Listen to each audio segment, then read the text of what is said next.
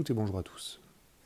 Je n'ai pas pour habitude de commenter l'actualité, mais face aux événements qui se sont déroulés ces dernières 48 heures, j'ai envie d'y apporter mon petit clin d'œil.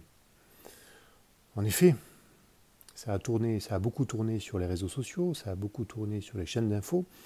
Emmanuel Macron s'est pris une claque jupitérienne. Alors pourquoi il s'est pris une claque jupitérienne? Parce que c'est une claque qui est tombée du ciel, c'est une claque qui finalement est une claque qui est déplorable. On ne peut pas dire le contraire, puisque s'attaquer à la fonction présidentielle, ce n'est pas digne d'un citoyen.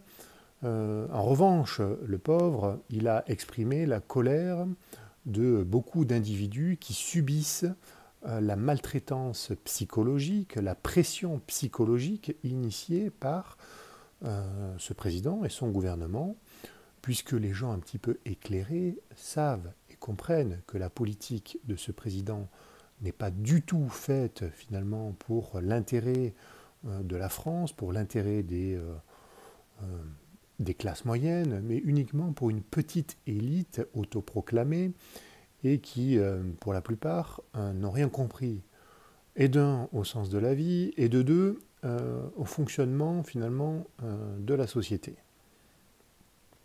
Bref, tout ça pour vous dire que si Emmanuel Macron s'est pris une claque céleste, c'est tout simplement parce que le terme Jupiter signifie le Père céleste.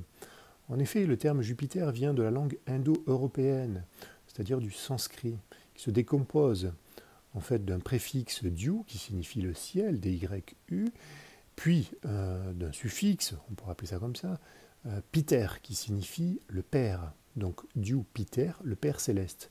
C'est une expression qui est utilisée dans l'évangile de Matthieu et qui signifie finalement qu'il y a un rapport avec Dieu, donc finalement avec le Fils de Dieu, c'est-à-dire le Christ.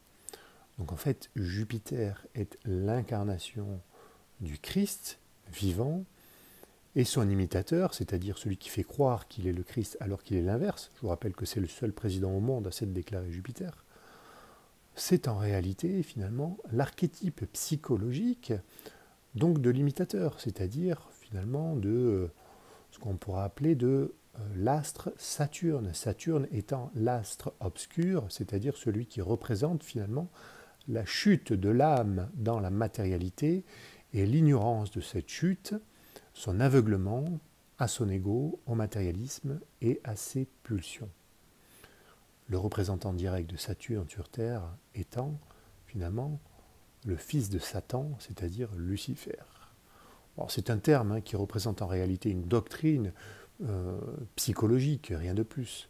Je vous invite à aller regarder ma chaîne La Vérité en Marche, où vous aurez des informations sur la cause biblique des événements, enfin de la crise sanitaire. Vous comprendrez pourquoi elle est cousue de fil blanc.